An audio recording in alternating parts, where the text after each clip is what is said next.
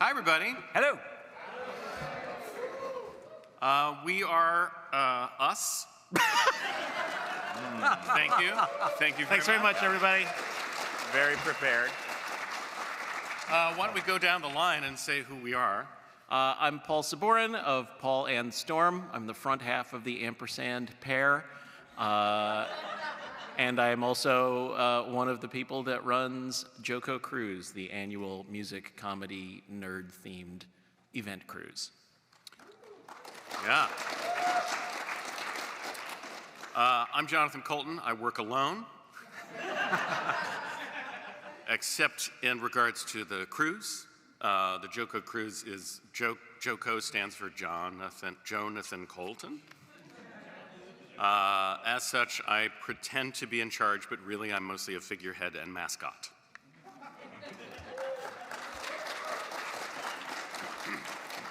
Hello, I'm Storm DiCostanzo. I work alone with Paul. And and Paul pretty much said that part of it. And I, for the cruise, mostly do finance and marketing. Ooh. Was not expecting that. You're not supposed to get that sexy that early in the... Should we just pivot and talk about Excel formulas now? Yeah, let's go. I mean, Lambda's amazing. Would not be poorly received in film, I think.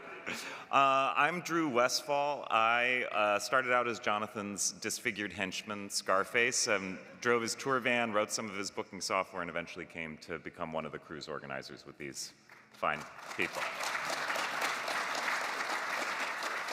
I love the aesthetics of the audio in this room because I feel like somebody should be shouting, "Have you no decency, Senator? At long last, have you no sense of decency?" This is our shoddily organized AMA, Q&A talk about, you can ask us questions about us, you can ask us questions about the cruise, you can ask us questions about the other people on the stage that are not us. We may ask you some questions. We have some stuff to give away that we will find reasons to do so until it gets close to the end of this panel and we haven't given enough of it away, at which point we will start throwing it at you randomly. And to be clear, we're the ones who've been shoddily organized. PAX and the JoCo team has done a great job. So thank you. A quick question for you to start off. By show of hands, how many of you have never been on and or have no idea what the JoCo Cruise is? Wow. All right. Good thing we have this video lined up so that we don't have to try and tell you, because it always takes us like 8 to 12 minutes and we never do a good job of it.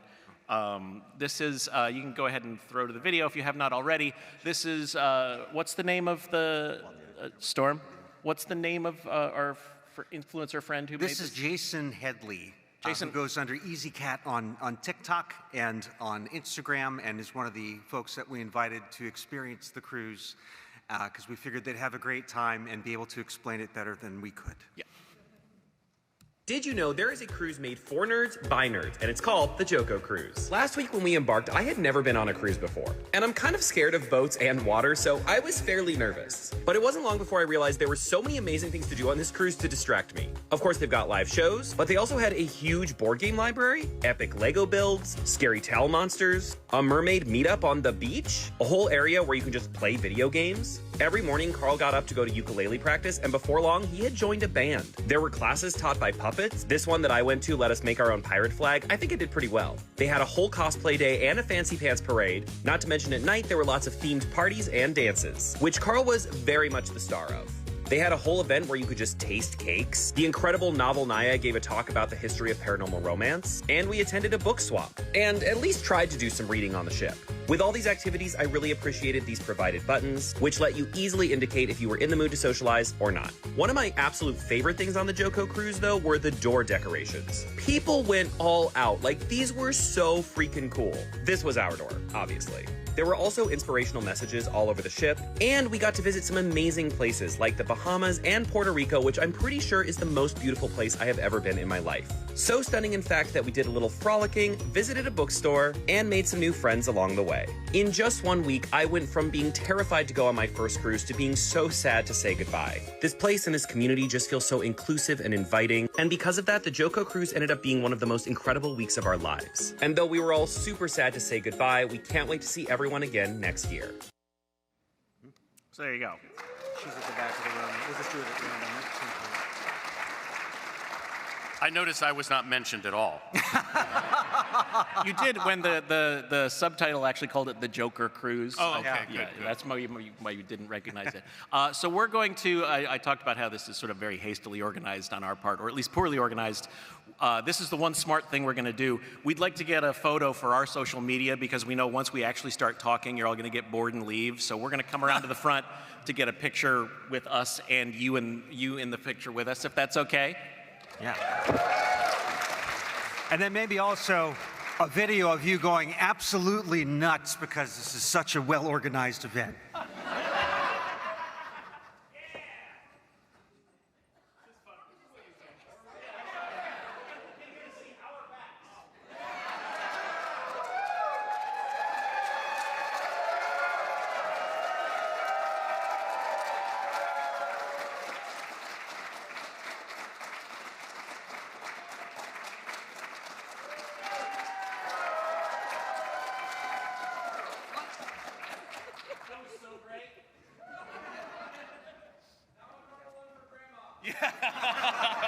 Now let's just do one for us.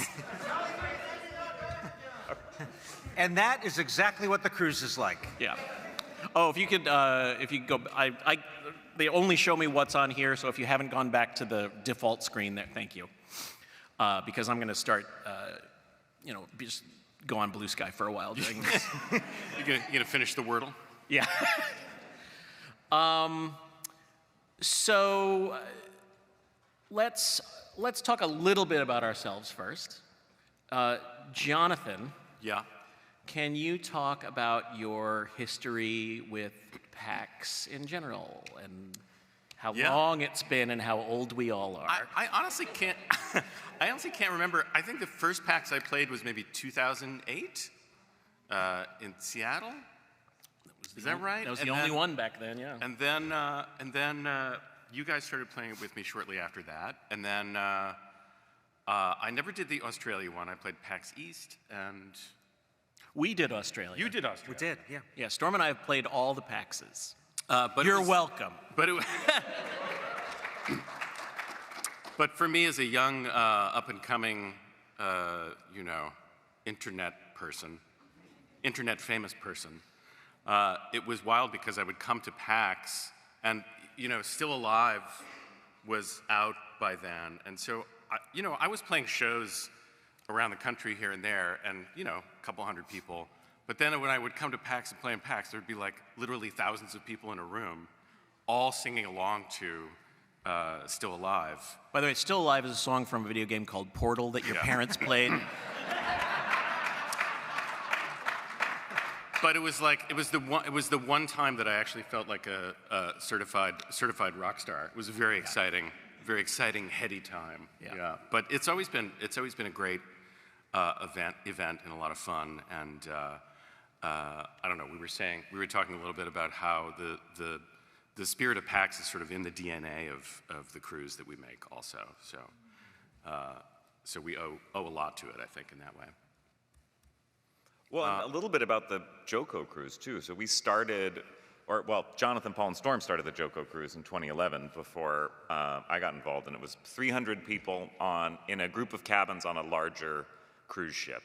And then in 2012, 600 people, 2013, like 800, and eventually in 2017, we were able to make the jump to chartering an entire cruise ship, which it turns out is a very scary contract to sign. You literally like rent a cruise ship for a week. And it's bananas. It's no give-backs. Like when you're a group, you basically agree to take a certain number of cabins, and then as you get closer, you can give them back. When you buy the ship, it's yours. So we needed to move from about 1,100 people to 1,900. and that was 2017. And you can imagine how scary that was since we can't even fill up this room. It's literally millions of dollars. So, yeah, but it worked out well, and a big part of that is there's a tremendous amount of organization that goes behind the fun, and that's a lot of what Drew has built for the organization, and you don't always see that, and it's the same as PAX, and when Jonathan was saying about the kind of the DNA of PAX, that was part of it, and that whatever you're doing, wherever you are, you feel like thought and care has been brought into it, and that you're getting, you just don't notice the organization. Yeah, I mean, what's amazing about doing an event on a cruise ship is that the entire ship becomes a venue, and while we have a 2,100 passenger cruise ship that we charter, there's 900 crew from that sail with us, along with the crew that we bring. So it's like a 2-to-1 student-teacher ratio on board, and we're able to customize so many different spaces on board. So almost everywhere you go on the ship, there are a lot of little JoCo Cruise Easter eggs you might find. Yeah, and to back up what Storm said, we really did, let's say, borrow a lot of the JoCo Cruise DNA from PAX and our experience here. We had played conventions here and there, but we found something special about the way PAX runs their events from their sort of the culture of the enforcers, these volunteers who are there to help out and get you where you need to go, but in like a cool, nice way. And the way they, just sort of, customize the spaces, but in a sort of not incredibly obnoxious way. We try and sort of echo that. It was always very sort of community forward, and it very much understood the people that it was catering to, and that's a thing we always try to continue to bring to our event. And with that, the code of conduct. I remember the PAX code of conduct was something that at the time, it wasn't unique or novel to conventions, but we realized that we were running more than an event. We're fostering a community, and that helped so much when we adopted that. And certainly when everyone is on a ship together for a week, like there is a summer camp vibe, but also a week is actually a solid chunk of someone's life. So a lot of things can happen. Marriages, divorces. Well, here's a segue. A lot of crazy things happen every year, so I have a trivia question. So whoever gets the answer wins this awesome JoCo Cruise fanny pack, right? It's limited edition in that it is from 2023. And we don't make them anymore. Mm-hmm. Relive the good times, even if you were not there, with this fanny pack. So, in 2016, a JoCo Cruise passenger didn't make it back to the ship on time in St. Kitts and had a 2-day odyssey as they tried to get back to the ship. It involved them bouncing back to Miami, down to an island, missed the ship, did it again, finally made it back. The question is, what caused him to miss the ship? And I'll give you 3 options. 1, was it the St. Kitts rush hour? 2, he ran into the creator of the puppet Yoda, got drunk with him and couldn't remember where the ship was. Or 3, he fell into a volcano and it took him a while to get that sorted out. Who said that? Who said 3? You are correct. You are correct. Come and get your live the moments. In fact, that passenger was actually a fellow named Gavin Verhey, who is known as one of the key designers of Magic the Gathering, and he's the guy who tomorrow will be on the main stage because he designed that Final Fantasy edition. That was his project. And he didn't fall into like lava. No. It was an active volcano. And he emerged with superpowers. Yeah, he wasn't a magic designer before that. That's how he gained those powers. All out right now. I do have that. Yeah. Okay. Yeah, if you can go ahead and throw back to the laptop, we actually have a quick Instagram video that I'm going to play from my laptop. On February 4th, 2015, during JoCo Cruise, attendee and future legend Gavin Verhey hiked up Mount Liamiga, a stratovolcano situated on the Caribbean island of St. Kitts. This is his story. Because of reasons, Gavin fell off the trail and into the volcano. He escaped death, but missed the ship's departure by 1 hour. Undaunted, Gavin caught up to JoCo Cruise in San Juan, Puerto Rico, just in time to see the ship sailing away. Double undaunted, the next morning he flew to Haiti and convinced a driver to bring him to Labadee, the cruise line's private resort port. The driver left Gavin at the forested entrance to the port, which featured a fence topped with razor wire and a guard holding an automatic rifle. True story. Gavin presented his cruise credentials. Several tense minutes and one radio call later, Gavin was admitted to the port. He was later told by an industry insider, "You are the only passenger in the entire history of this port to ever board the ship here. The only one." Gavin rejoined JoCo Cruise and was given a hero's welcome because he was and remains a hero. Happy 10th Volcaniversary, Gavin.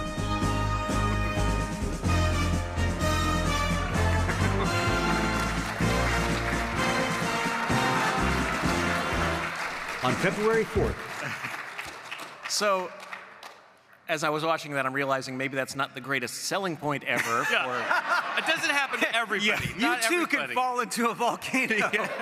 There are very few guns, very little razor wire. It's not uncommon. Minimal automatic weaponry. Yeah, not hardly any automatic weapons. Well, this was right before we chartered, and I was on deck of that ship, which we had not chartered, so we didn't really have like a line to the captain or anything. I was on the phone with Gavin, and he was like, "I'm running to the cruise port. I'm running to the cruise port." And I'm like, "We're sailing away. It's too late. Yeah, goodbye. I'm so sorry." Let's see. You want to?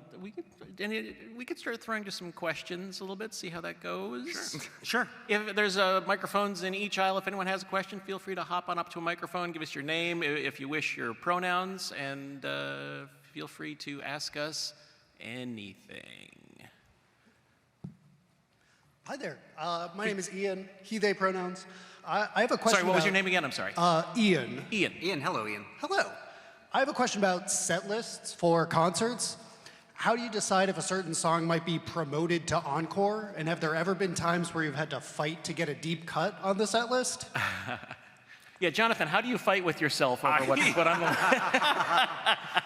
No, I mean, it varies depending on the crowd. I mean, my catalog in particular goes anywhere from really slow, sad stuff to completely bonkers, funny stuff, and I can adjust that knob appropriately. So, you know, for instance, an event like last night, I felt like I should do mostly up-tempo stuff. It was going to be a big room. Also, like, it's a big nerd crowd, so I could do some of my more sort of like nerdy theme stuff. But then, like, sometimes I open for Amy Mann, and when I'm opening for Amy Mann, that crowd, they don't know I can't play a song from a video game for an Amy Mann crowd, you know what I'm saying? But I can do a slow, sad song about feeling sad, because that's exactly what they came to see at an Amy Mann show. So it varies a little bit depending on the show, and certain songs sort of rotate in and out of my favor. So I do like throwing in some deep cuts every once in a while, if only for myself. But there's always a few. You put in a deep cut, you start playing, and there's always like a smattering of people who are like, "Oh, that's my favorite song," even though it's one of the worst songs. And it'll also depend on whether or not, for example, with the Amy Mann crowds, whether or not the audience knows who you are or not. Like if it's all your, if it's on JoCo Cruise where everybody knows who we are, we're a bit more comfortable to sort of dip into the Wayback Machine and try some more unknown things. But if you're trying to win over an audience in 30 minutes... Got to play the hits. Got to play the funny hits. I will say, though, one of my favorite things when I'm opening for a crowd that doesn't know me is to play a song that I have called Millionaire Girlfriend, which is about wanting to have a millionaire girlfriend on the side. It's kind of an awful point of view, I think. But anyway. Do you find that it's a litmus test for the audience? Well, it's a litmus test, but my favorite thing is that when they don't know who I am, I like to open with that, because the first verse is totally straight. The first verse does not tip that it's a joke song, and it's just a very sincere, sort of treacly verse about this woman that you're in love with, and I can see them kind of settling into their chairs like, all right, okay, we can do a half hour of this if we need to, you know. And then they're so relieved when I tip the joke. It's very fun to watch. Thank you. Thank you. Go right ahead. Hi. Are you doing, like, developing any music for any video games currently that are in development, or are you just having fun on a cruise playing your music? You been like I working? didn't mean it that way. I'm sorry. He's working on songs for all of the video games, but No, I'm just dicking around on a cruise. I was like, what? Another pina colada, please. Funnily enough, I am developing a video game about running an event cruise. And I'm specifically going to hire somebody other than Jonathan to do the music for it. No, to answer your question, I'm not currently working on any video game music. I have a follow-up question. Am I now banned for life? put in a good word for him with big video game. Sorry. Hi, my name's Pete. My question is there a process for considering local acts to perform on the ship? And also, are there any bonus points for those said supporting acts if they also sing about zombies and space and being sad and other nerdy things? Are you talking about just general shows or on the cruise? Because there's not a lot of local acts in the middle of the Caribbean Ocean, Caribbean Sea. Just on the cruise. Oh, sorry. So you said on the cruise or just any shows? Yeah, on the cruise. Oh, on the cruise. Or other shows. If you're looking for supporting acts for other shows, absolutely. Just curious. Just asking. I'm in the hot seat now because I'm in charge of programming. Although we do it to a certain degree collectively, do most of our jobs. Each of us has our own sort of department, and I run the programming for the cruise. And it is a very the self-serving but honest answer is it's a very complicated calculus of who we program on the cruise, because we want to have sort of a mix of acts that people know, acts that people don't know, acts that people work in various genres. We don't necessarily just want all funny, nerdy songwriters versus all sad, weepy songwriters, because we already have all of that in one person.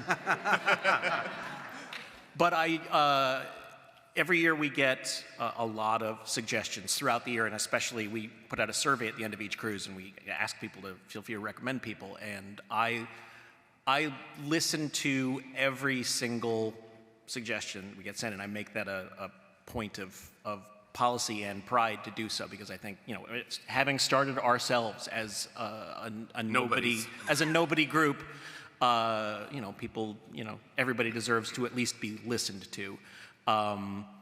And so I do always try, and also to try and keep things not just being my own personal taste or even our own individual personal taste. So it is a lengthy process. It's frankly hard for a wholly unknown group that doesn't necessarily have a lot of a following to be programmed on the cruise specifically, just because there also should be some sort of draw that they can add to the event in a perfect world. But that said, it comes down to, is your stuff really good? Does it happen to hit me and or us in the right place at the right time? And do we think our audience will do we think that it works for our audience? Well, and all that said, one of my favorite aspects of the JoCo Cruise is there's this thing that we call the Shadow Cruise, which is basically we have events that we organize and people that we book to perform, and then we reserve a bunch of spaces on board for any attendees to do set up their own shows or meetups or dance lessons, panels, knitting circles, or panels, or concerts or improv shows or whatever. So that's another way that I think there are a number of people who just do who get together and set those things up as part of the Shadow Cruise. Yeah. So that's an option as well. There are more hours of programming in the week than hours in the week itself. That's right. It is a chock-a-block. Yeah. So good luck. If you want to go, since you're here and you're on a microphone, and I am assuming there's something implied under your question, if you'd like to plug your work, now's the chance. Sure. So I'm in a ska band from Massachusetts called Threat Level Burgundy. Been doing it since I've been in high school with my high school buddies. And yeah, we're on Instagram, Facebook, Cool. Well, YouTube. send us an email. Send it. Yeah. Thank you. Well, first of all, that's a great O'Mary shirt. I almost wore it today. It was a great show. So, Jonathan, I'm one of those sad Amy Mann fans that you just lovingly disparaged. So this one's for you. I'm actually going to be seeing you in June at the Wilbur. Right on. So question is, do you have any more, aside from the tour, do you have any upcoming collaborative things with her coming up? Are you working on any new music or releases with her? Nothing officially. I mean, we work together. Right now, we're working together on her. She's writing a graphic novel memoir. I've heard of it. And I'm sort of the story editor for that, so I'm sort of helping her organize and write and. It's like, draw funnier, more robots. Yeah. Sadder.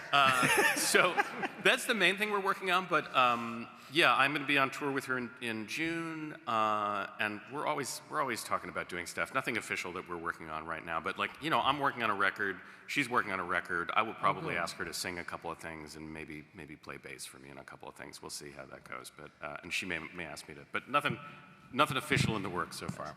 And as a personal favor, I've been seeing her for 20 years live, and she's never once played Momentum. Will you put in a good word for me and tell her to play that song I will see what I in can do. Boston? Okay. Thank you. I'm going to interrupt before this next question because it is time for another giveaway. I have been commanded by the Coca-Cola Company to share this with Jocelyn. Is there a Jocelyn in the room? Oh, well, No. sorry, Coca-Cola Corporation. Is there a Joe in the room? Okay. There's the Joe. Obviously, I don't want to give you whatever germs I have. So in lieu of sharing this Coca-Cola with you, you're going to get a JoCo Cruise pin set. Congratulations, Joe. Well done, well done. Congratulations for sharing part of a name. Jocelyn for a day. See, it just goes to show you, if you stay true to yourself and persevere, you can continue to endeavor to succeed. You miss 100% of the shots you don't take. That's right. So go right ahead. Hi, my name is Brian, and I am a big fan of everyone up here, but I particularly am a fan of Paul and Storm. I met you guys. All right. This dude gets a fanny pack no matter what. I met you guys in college, actually, when you were part of Da Vinci's Notebook. Whoa, yeah. And Da then, Vinci's Notebook is an a cappella group that Storm and I were part of for 12 years 12 until years. like 2004, 2005. some great albums. You're doing great so far. Keep going. Thank you. Well, I was just wondering if you recognize me, because I have some news. You are my fathers. Oh. Wow. I remember an experiment. What college was that? Honestly, don't remember the college. But no, I met you again later on through Jason Downey. We were doing a cappella stuff in DC. Okay. Yep. Sure. My question is, any plans for getting together with the guys every once in a while to do some more Da Vinci Notebook or a cappella stuff? There's no specific firm plans. We all live in sort of, well, three and a half different cities/states at this point, so it's very hard for us to get together. But we have a group chat that we hop on every so often, and we're all still friendly and friends with each other. Nice. It has been a very long time since we've all sung together. It would be kind of amusing to see how that goes. That's how I describe you to my friends. Kind of amusing. Kind of, that's the brand. Yeah, No, pretty you guys much. are awesome. And still to this day. So there's nothing in particular on the books. Never say never. We actually, I'll float this trial balloon. We've been talking for a while about reissuing our old albums on vinyl, because apparently for the past forever years, people like to buy vinyl. Is that a thing that at least 50 of you might be interested in? Because that's the minimal run. That's it. Yeah. Yeah, we're actually, so that is a thing we've been talking about and actually going to start putting some effort towards this year, is at least re-releasing some of that old stuff. Will it all be up on digital as well? Because I feel like some of the older albums were hard, like Bendy's Law was really hard to find. That was tough to. I thought we got that online finally. If it's not still available, it better be soon because we put some work into that. But yeah, I can't even remember the specifics as to why, but it was hard to get that out for a while. But they should all still be digitally available. But you can also come to my basement where I have several hundred to several thousand copies of most of them. Paul, we said you weren't going to invite anyone to your basement. Oh, sorry. Yeah. Now that I think about it, that was also not good phrasing, but thank you for taking us down memory lane. And if you still ever talk to Jason, please tell him we said hi and come claim your fanny pack. Yay. Yeah, that's right.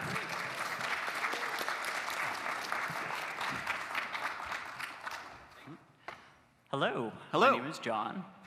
J-O-H-N, not J-O-N. I'm sorry, JoCo. That's all right. That's okay. You're allowed. There can only be one of each in the room. So. My question is, for each of you, assuming you all play video games, what is a video game that has emotionally moved you? Emotionally moved me? Yes.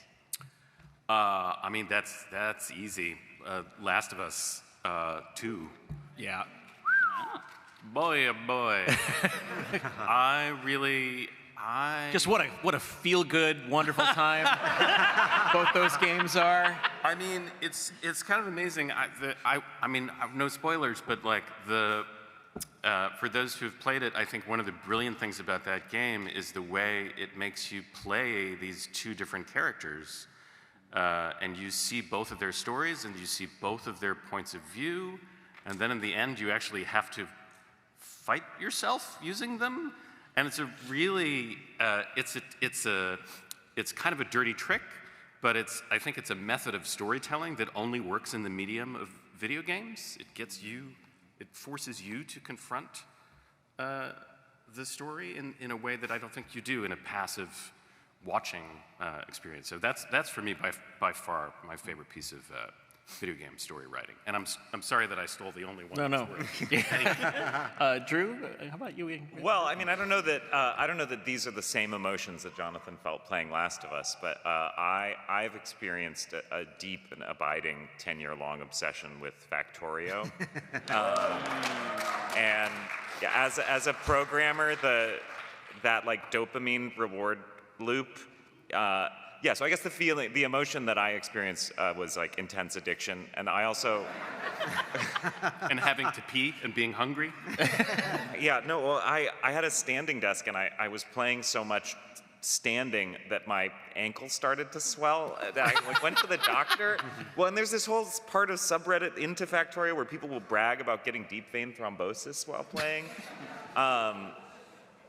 Anyway, I mean, it's a way of being moved. Yeah. This is cheesy to say, but I was genuinely moved by Portal 2. Yeah. Oh. I mean, not the song. The song was mid. No, because of me. No, but I love that. I also remember. I mean, I didn't like cry for days or anything, but I remember being very touched and moved at. If you remember the old game Braid. Yeah. Oh yeah. Brady. And the sort of the switcheroo they pull on you at the end of that game that sort of recontextualizes everything was. I was like, oh wow, that's right. You can. That video games can do that and not just be shooting things. That meant a lot to me. Yeah, and I confess I'm more of an old school gamer. I'm much more like Drew in my current games. Going deep on obsessively building worlds, but. I'd say Yar's Revenge, that guy, he had a raw deal, and he did something about it. Yeah, Yar got screwed. And also, I mean, of course, Oblivion, when that one guy took an arrow to the knee. Day of the Tentacle. Yeah. So, thank you. Thank you. Hey, what do you guys do when you have, like, writer's block as musicians and you're like, I have this cool idea or a lyric, and you just get stuck on what you want to do with it? Do something else. Yeah, that assumes that I even get a good idea or a lyric to reach that point. I mean, I have on my phone, I don't know how many hundreds of voice memos of ideas that I have when I'm walking around or playing the guitar or taking the car in to have the oil changed or whatever. And most of them are terrible. And it's just sort of the circular file. I put things in there and they kind of disappear. Except one of the ways I approach creative work is like, you got to do something every day. You have to sit down and do it on purpose. Sit down and play, sit down and write, sit down and organize files, or sit down and go through old ideas. And I have done this many times when it's like I sit down for a day, it's time to write, and I don't feel like writing, or I don't have any ideas. Like, let's see what's in that file. And I go deep into it, and this happened very recently. There was a song idea in there that was like half a verse, and it was, I want to say, 4 or 5 years old. I hadn't thought about it, and when I listened to it, I was like, did I write this? This is pretty good. Whose song is this? And then I finished it, and it became a song. So like, the ideas that you have are, I've had to learn that they're not all precious, because more will come. And if you have something that you are sort of stuck on and it's not going, just put it somewhere in a place where you can find it later, and move on to the next thing, and make it part of your process to go and sort of turn over that soil and see what's there. That's my advice. Thank you, guys. Sure. Thank you. Oh God, it's me. Oh God. Oh God. All right, I'm Jack. To steer the attention over to Jonathan for a little bit, for a short bit of exposition, we've interacted before. Back about 7 years ago, I believe you got an email from this one 13-year-old saying, back in the Ask Me Another days, saying, hey, this is really cool you do this. I like your music. I like you guys on the show. How does one become an intern? And unfortunately, at 13-year-old, you delude yourself a bit. And I was so excited. And then, well, the show wrapped up. So that happened. But no, happy to see you in person. And now, to take attention away from you to everybody else on the panel. Sometimes I know, musically, you have to revisit an idea a few times, even when it's done, to sort of just make sure, yeah, I made the right choice on this. So I ask you, how many times have you all been forced to listen to Mr. Fancy Pants by Jonathan? That's one of my favorite of Jonathan's songs, which is a good thing. We have something on the cruise called the Fancy Pants Parade.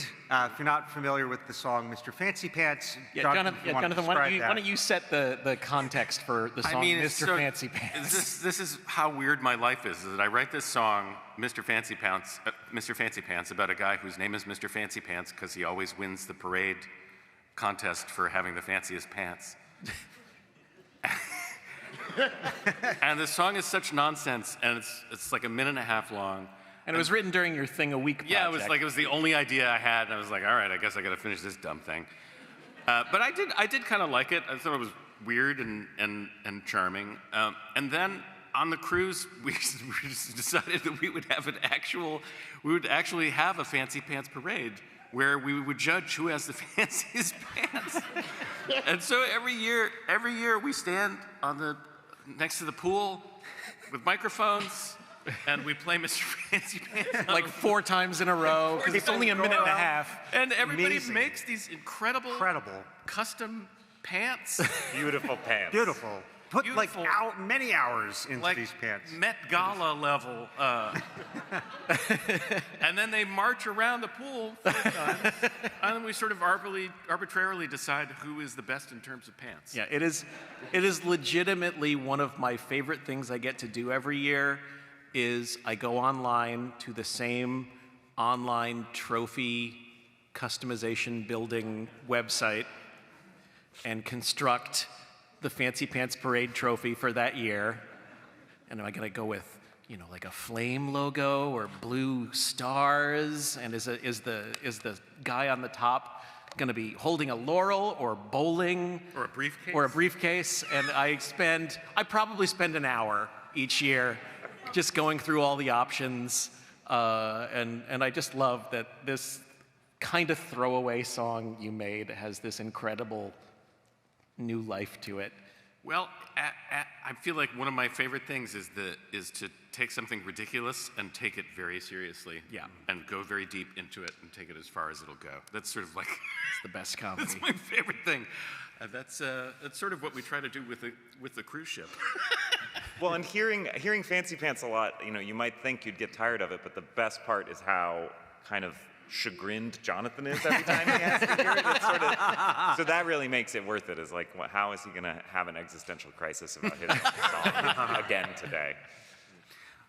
Oh, here's another. Oh no, we have people waiting to ask questions. Yeah, thank you. I'm going to pause the questions for a second. You guys you all can stay where you are, or you can just find a seat to sit on. I was going to throw to this video for a slight change of pace. Drew, if you'd like to set up what's going on here. Sure. So yeah, this year we thought that running a music festival and sci-fi fantasy convention on a cruise ship wasn't complicated enough. So we tried to make a daily morning television show on the ship. And this is a clip from that show that like 3 vignettes that show just a little few slices of life on the cruise. And I think it turned out really nice. Although I will say that I feel like my gown choice could have been a little bit better, and that I'm embarrassed that I'm vulnerable emotionally in it.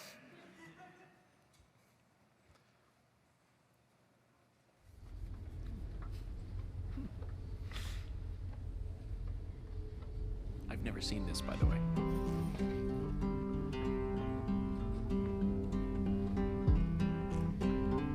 My name's Todd. This is my lovely wife, Marcy. We are 6-year veterans at this point. This is the Farm at Sea, as it has been coined. We actually didn't come up with the name. Another cruiser came up with the name after the first year. I worked as an operating room nurse for my entire career. But despite all of that, this was entirely his idea. So we realized going into 2022 that maybe we could contribute back to this community that we had joined. Like, I don't sing, I don't write, I don't do a lot of those things, but we can bring a lot of stuff with us and make everyone's cruise a little bit more comfortable. The ibuprofen, the Advil always goes pretty quickly since it's everyone's favorite hangover cure. And then we have lots of Bodhi medicine, Dramamine, Bonine. The motion sickness patches, unfortunately, with yesterday's Bodiness, went very quickly. This year, we've added salt packets and single-use dental flossers. And last year, we had added lubricant to the door at request. It is a very lovely community, and there's just a lot of really kind, generous people that bring all their different gifts to the table.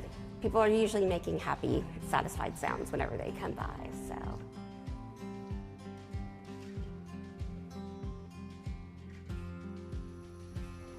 People are nice. Yay.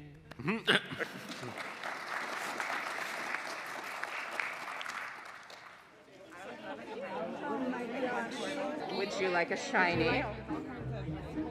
This is the first time JoCo has ever had a crow party. I would love to trade shinies. I love your top. Oh my god, I love that. I have a tiny little pink or green mustache. Oh, I love the pink one. That's the cutest. Thank you so much. Of course. I think it was a meme on the Facebook JoCo community. Why don't we all throw crow parties and dress in black and trade shiny trinkets? I actually don't do a lot of bird-related things. Birds honestly freak me out a little bit, but I love shiny things and sharing. So it just made sense. Can I interest you in a crow on a skull? I have a pin from the lost year. Oh yeah, it was the boat that wasn't a boat. The boat that wasn't a boat. I never actually got a pin for that one. You're welcome to it. Thank you so much for doing this. I've always wanted to go to one of these ever since I saw the meme and never. I know, right? And I'm so excited. Oh no, that's also for you. Oh, are you sure? She really wants that. Oh yeah, or chicken or swan? Swan. Thank you.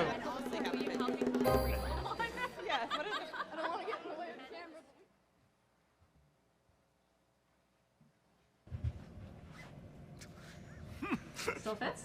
Yeah. Beautiful. So, as I was graduating college, my friend Nosley lent me one of her dresses, and I was struck by how nice it felt to wear. It feels pretty freeing. I mean, like, the ventilation is pretty incredible. And so ever since then, I have had a party every year where everyone has to wear a dress. And eventually we had that party on the ship. And then over the years, it mutated into a pride party. Wow, hello. I feel like, you know, what I want is for like, you know, a straight man to not know I'm wearing cheek makeup. Hello. Hey, Phil. I think you can start serving the cupcakes. I'll be up in like a couple minutes. I'm just getting my cheeks contoured. Okay.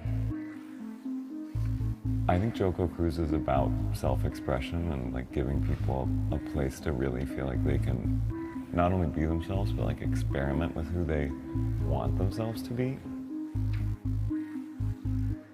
It's like we're all pretending that we're in a utopia together, and like doing that, it lets us be really kind and accepting to each other, and that is really nice.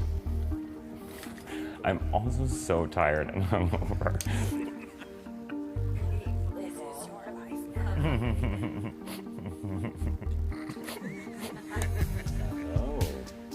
Oh yeah. Oh, that's nice. Sam, what do you think? You look amazing. Thank you. That's beautiful. I think everybody really needs a big pride bash right now. Oh my God, look at this.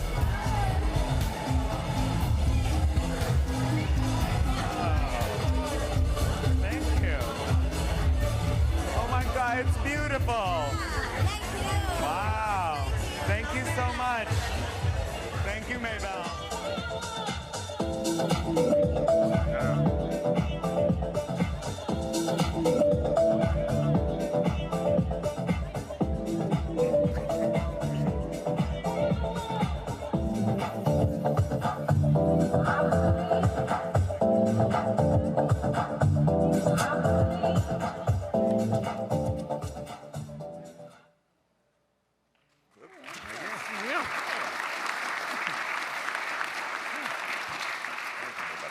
I didn't think that dress was so bad. Yeah. No, the dress. Well, but like with the veil thing, I don't know. Daphne, I thought had a better kind of Pink Pony Club. The theme of the Pride Party was Pink Pony Club this year, and I thought that Daphne ultimately Well, you can't compare and disparage. Yeah, you can't compare yourself to Daphne. Okay, so we're gonna keep plowing through questions until we run out of time and then run over time. So I believe we're around over here. Yep, I will go. What's up? My name's Vince. First time listener for any of you yesterday. Really like your stance on encores, Jonathan. Oh, thank you, yeah. And the one thing that kind of stood out to me, though, is like you went 90% of the way and stopped 10% short of actually not doing an encore. So what stops you from just saying, yeah, once I finish these last 3 songs, I'm done? You know, I've done that before, and there is a palpable disappointment that comes from the audience when that happens. People want the experience. They expect it. You get in trouble if you don't do an encore. You seem like a dick if you don't do an encore. So it's the social contract. It's it's understood. It's a bad contract. Yeah, I agree. Thank you. Thank you. It's like tipping. You can't. It's like tipping. My name's Connor. First off, I just want to say, Jonathan, Paul, and Storm, I love what you guys do. I listen to you guys with my dad all the time. We think you're hysterical. I was just wondering, what were some of you guys' earliest inspirations, both comedically and musically? Oh boy. It's a big melting pot. Yeah, because for me, and when Paul and I discuss it, part of it's comedy and part's music. Personally, anything that is thick in strong melodies and harmonies, so Beatles were always my number one. And on the comedy side, Weird Al, of course. My 2 fathers musically growing up were Weird Al and Tom Lehrer. We had Tom Lehrer albums in my house since I was a sentient being, and it gave me an early deep love of like smart, funny music that was also like good songs, which is what we always strive for what we do. Yeah, I mean, I second all of those, and I'll add They Might Be Giants. Yeah. Who I discovered in college, the Flood album, and I was like, oh my God, you can do this? And who else? I don't know. Musically, like I grew up on a steady diet of Beatles and Billy Joel, and little Steely Dan in the mix as well. That's why all my music sounds like Steely Dan music.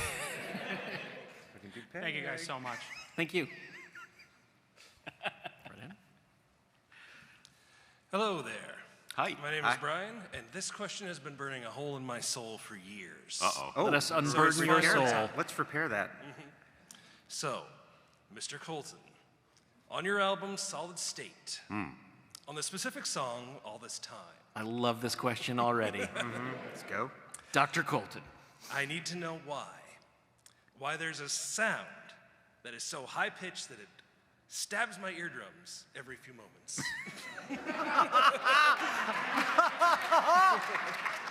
Why are you hurting me so? Yes. Why do you hate this person so very, very much? What did they do to you? Show me on the doll. You're talking about in the percussion track, there's like a digital glitchy thing that is very high-pitched and that disturbs your ears. I'm sorry, I don't think I can really answer why it's in there, except to say that I assembled a percussion loop using a bunch of digital glitchy noises, some of which are very high-pitched. It wasn't an artistic reason Well, I remember when why I put something in that would hurt you. But I'm sorry. I apologize for the pain that I have caused you. I mean, to be fair, when you were making that album, you were going through some shit. That's right. Well, and that was the thing with plugins at the time. This one I remember is called the Disturbinator. Frequencies for anybody. Anyone in this room, that if they listen to that album, will find something that disturbs them. Now, I am curious. When we remaster it, we'll take it out. I am curious if you were kind of hoping there was some deep lore like that. I think you just wanted to yell at me, I think. I was hoping for the 3-hour huge description that was going to take up the rest of the panel. But I'll accept the apology for now. Did you actually apologize in there? I don't remember the words. I'm extremely sorry. Sorry for the many years of pain that I have caused you. Okay. Thank you. You know what else would really help with that apology is a JoCo Cruise pin set. A pin set, yes. That will heal your soul. Because that has 6 different pins on it, each of which has 2 like sticky parts. Yeah, also So it's very like- stabbing. Yeah, there's 12 more things you can stab with Jonathan's name on it. So I have my name's Krista. Hello. I have a short question and a long question. The long question is to think about. You've got the Crayola box of crayons, 64 colors, you know, the good set. If you had to pick any one crayon to eat, what one and why? Burnt umber. Well, wait, the short question is just for Jonathan if everybody wants to think about this. Okay. In Je suis Rick Springfield, was he actually Rick Springfield or was he just putting them over? I wonder that too. Thank you. You're talking about my song Je suis Rick Springfield, I am. which is sung entirely in French. Yes. Bad French, because the character in the song doesn't speak French very well. Yes. I believe it is really Rick Springfield. That's what I was thinking. What if Rick Springfield were in a bar in France and trying to pick up some ladies and explain who he was? And maybe they're a little younger and they don't necessarily know who Rick Springfield is. And he doesn't speak French very well and he has to do it. That was the premise for the song. So in my mind, it is really Rick Springfield, but everyone has to take their own journey on what a song means to them, so. Okay, and the crayons? Well, wait, we have a question for you on that. I'm on the Crayola wiki here. Are you talking Same about here. the color set from 1958 to 1959, from 59 to 62, from 62 to 1990, or from 1990 to 1997? I was going to ask the same question. If you could bring up the screen here, let's let everybody share.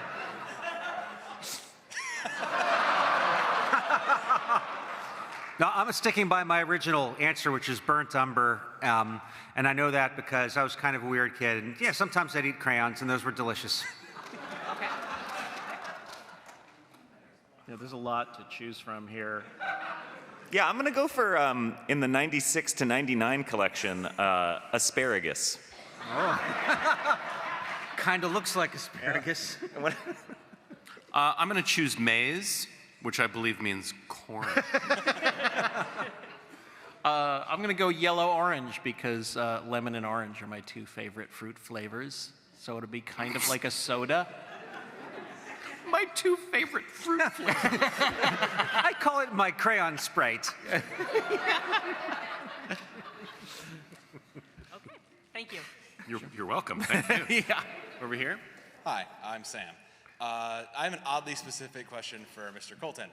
I'm also a Connecticutian who sang in college. So how did your time with the Whiffenpoofs impact your musical experiences and your decisions? So I sang a cappella in college in two different groups, one called the Spizwinks and another one called the Whiffenpoofs.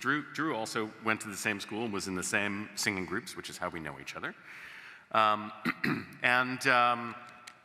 I would say it impacted me a lot. As a budding professional entertainer person, it was an opportunity to learn how to be on stage, how to relate to an audience, how to sort of gig. We did a lot of touring, but also musically. I mean, I've always loved harmonies and a cappella singing groups are. I mean, that's what it's all about. And so I think it taught me a lot about how vocal arrangements work and what is possible. So I think I'm frequently sort of channeling that experience when I'm doing my own vocals on my own records. Thank you. We've got about 4 minutes left, but we want to try and get through everyone here. So speed round. Speed round. Should we cut off the? Yeah. No more people in line after this, please. No new questions. Hello, my name's Mike, he, him. So my fiance and I recently found out about the JoCo Cruise, but when we went to look at it, it was either almost completely full or already full. How quickly does the cruise kind of sell out and fill up?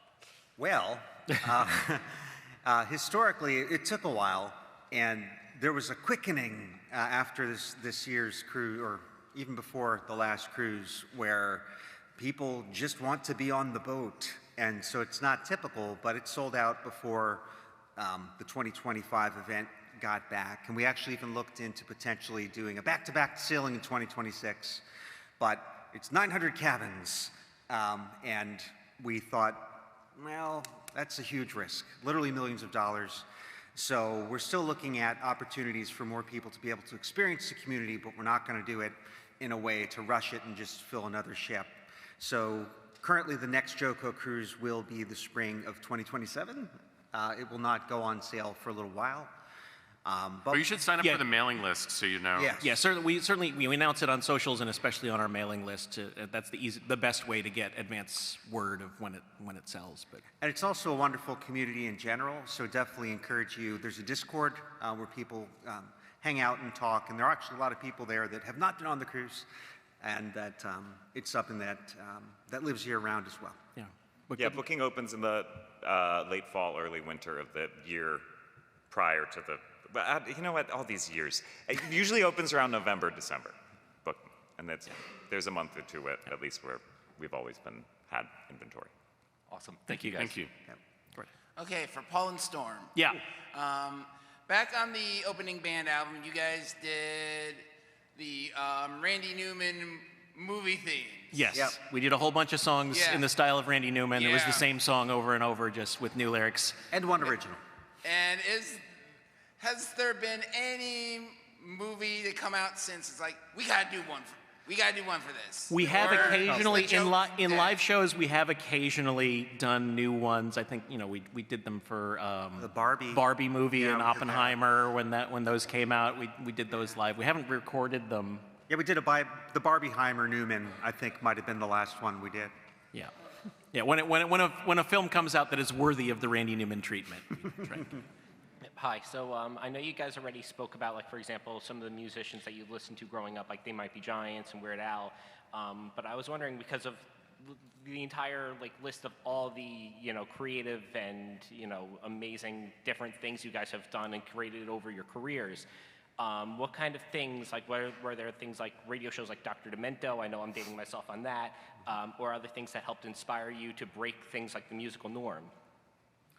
Yeah, I mean, Dr. Demento was huge for me as well. And I actually got to correspond with Dr. Demento because he played one of my songs on his show. Storm and I have done shows with Dr. Demento. I mean, it's like the coolest thing, because for me it was like, oh my God, this world exists, And then so to become a part of it, and like to have him say like, "Oh, you do a good job." It was like really meaningful to me. Well, and then we did a show for a while called Wootstock, and that was, we brought together folks like Will Wheaton and Adam Savage from Mythbusters just colliding. So anytime you find different worlds, they often connect in ways you might not expect. So yeah, it's absolutely a thing. Always look for stuff that you're just drawn to and go deep on it. All right, thank you. Thank you.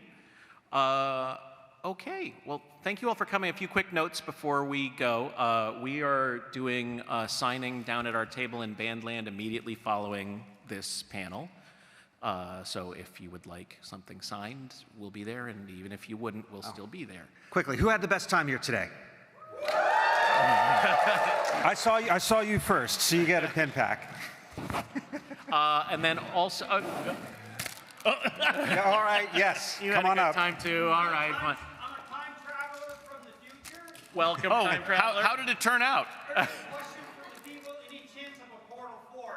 Oh. Yes, there will definitely be a Portal 4. It's coming out this year. Also, before we leave this room, if any of you have been on one or more previous JoCo cruises and you care to participate, we'd like to gather you, down here or over there, wherever we... Oh, no, we got... Come on out. Yeah, well, if we'd like to gather down here, we'd love to get a sort of group photo of anyone who's... Oh, outside they're selling. Oh, we're going to do... Okay, we're going to get... Okay, so just actually, outside... Well, should we do it? Just do it down at the thing? Okay. We'll do it here. Okay, we'll get it okay. outside. All right. So we'll do that. Thank you all so much for coming. Yeah, we were really worried because 5 minutes before they hadn't opened the doors and we thought there were only going to be 5 people here. So thank you again. Thanks so much. Thanks, y'all.